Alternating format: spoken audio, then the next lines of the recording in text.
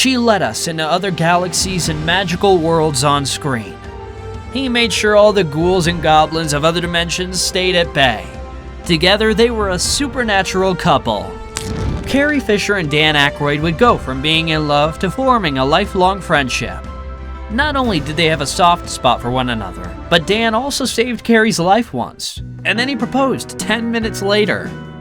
It was 1978 when Carrie Fisher and Dan Aykroyd's lives collided behind the scenes of Saturday Night Live. Dan was a regular on the show and the actress was the guest host for the show's episode. But this isn't when their love story began. Carrie became fast friends with the actor's castmate, John Belushi. I met Carrie at Saturday Night Live. She and John Belushi became instant pals. I remember how much she made him laugh, the Ghostbusters actor said. Belushi actually tried to set the pair up. The timing just wasn't right. John wanted me to date Danny, so he invited me to his house with Danny there, and then John passed out. That was his idea of a blind date, Carrie said. It wasn't until 2 years later that the pair reunited on the set of the film Blues Brothers. Fisher had an unforgettable cameo, and they not only fell in love during filming, but also moved in together. We had a lot of fun. Carrie, of course, is a brilliant woman. She's so funny, so smart, so literate. I learned so much from her. While filming Blues Brothers, Carrie and I fell in love, and during the shoot, she moved in with me into a penthouse suite in the futuristic, aluminum-clad Astro Tower, which I knew to apologize for. Carrie had the most refined eye for art and design, he said. From there, they became one of the quirkiest couples to ever grace Hollywood, and they owned it. The actress would call him Tuna Neck, and the comedian referred to her as his showboat. Their relationship was a wild ride from start to finish, but perhaps one of the crazier things they did was take LSD together just before Christmas. Having obtained some original Owsley from our friend Tom Davis, we flew up to Reno, rented a wagon, and checked in for 3 days of full-on weeping to Christmas classics. Certainly one of the planet's greatest occasions where LSD was a factor, Dan said. Dan and Carrie's relationship was as though they were soaring on laugh-filled exhilaration and a vibrant, wholly satisfying physical intimacy. Well, at least that's how the actor describes it. The deeply emotional and fast-moving romance didn't slow down after they moved in together. Talk of marriage came up very quickly for the pair, and they went to a doctor to obtain blood tests for genetic compatibility. Although Aykroyd never spoke of the results, they were obviously satisfying enough for him to propose. Contemplating marriage, I gave Carrie a sapphire ring, and subsequently in the romance, she gave me a Donald Roller Wilson oil painting of a monkey in a blue dress next to a tiny floating pencil, which I kept for years until it began to frighten my children, Dan wrote. While they were still filming Blues Brothers, the couple got engaged. Surely it happened after things took a serious turn. Dan had to save Carrie's life after she began choking on a Brussels sprout at dinner one night. He was forcing me to eat because I was very thin in those days. We were in my trailer on the set of Blues Brothers. I inhaled a Brussels sprout, and I started choking. He thought I was laughing, but when he saw that I was dying, he did the Heimlich maneuver.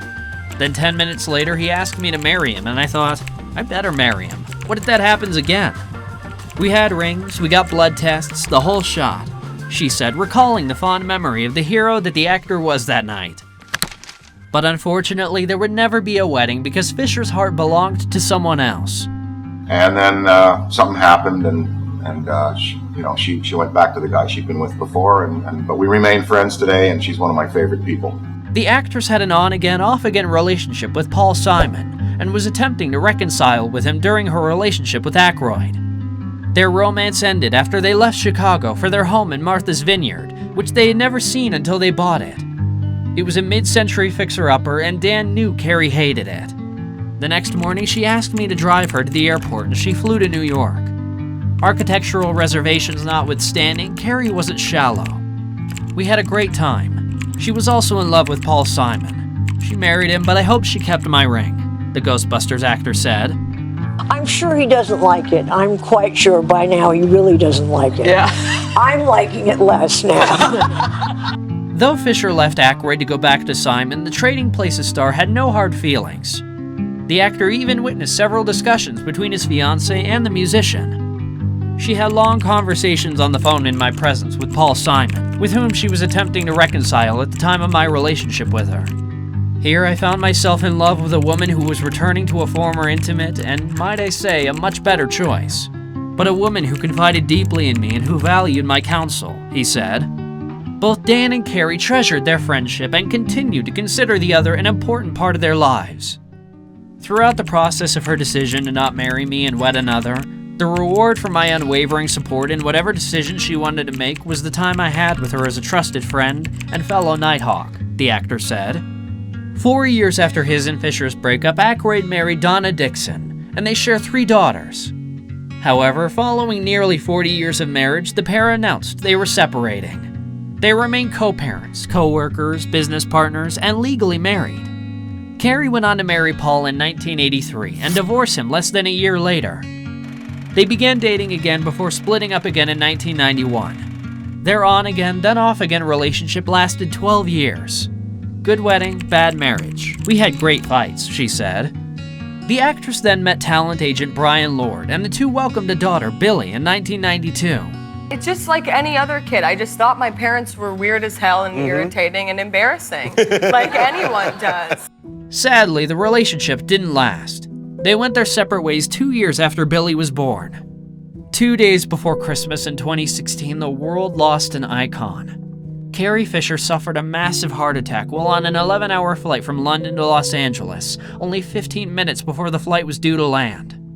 Paramedics removed the 60-year-old star from the flight and rushed her to a Los Angeles hospital. She passed away 4 days later. Carrie's mother, Debbie Reynolds, died the very next day after suffering a stroke.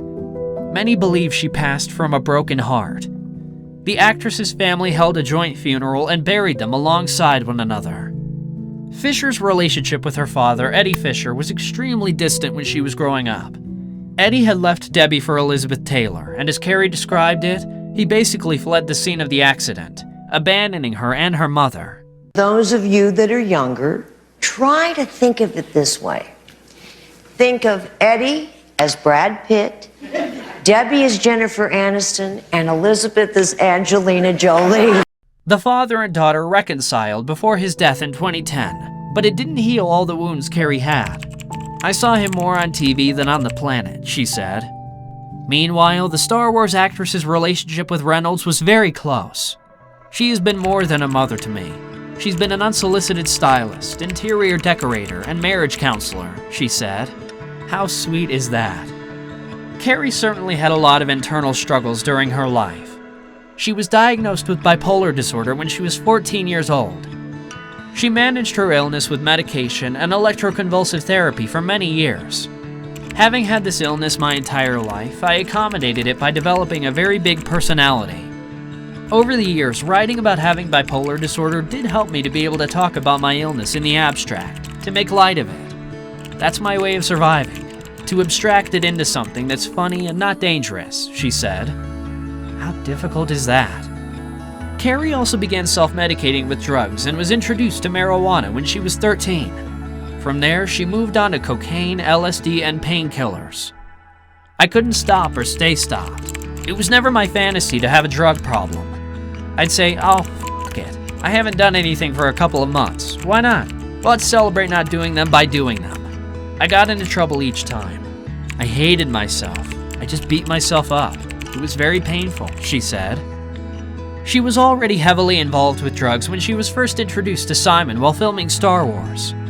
Drugs was one of the hands, one of the baby hands, that pulled us down into the mess. We went through a lot to be together. We didn't make it. Through all her struggles, Dan still wanted to be with her and be there for her. When Carrie passed away, the Ghostbusters actor was the first to write her a tribute. He recounted every moment of their relationship and their lifelong friendship that were important to him and depicted the person Carrie was. He remembered the humor and the intimacy they shared. I grew up as a simple Catholic kid from a government family in Hull, Quebec. So you can imagine how much of a privilege and honor it was for me to have known this one-off, broke-the-mold woman as a great friend, he said. Despite the fact that Carrie and Dan didn't romantically work out, the two built a friendship for the ages and loved each other deeply.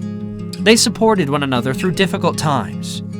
Even though the actress left the actor for another man, there were truly no hard feelings. Right until the very end, she never hesitated to speak about Dan proudly as her friend. We hope that Carrie's family have found peace after her loss.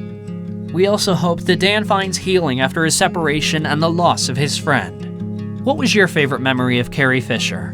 Let us know in the comments below. Until next time, be well and be kind.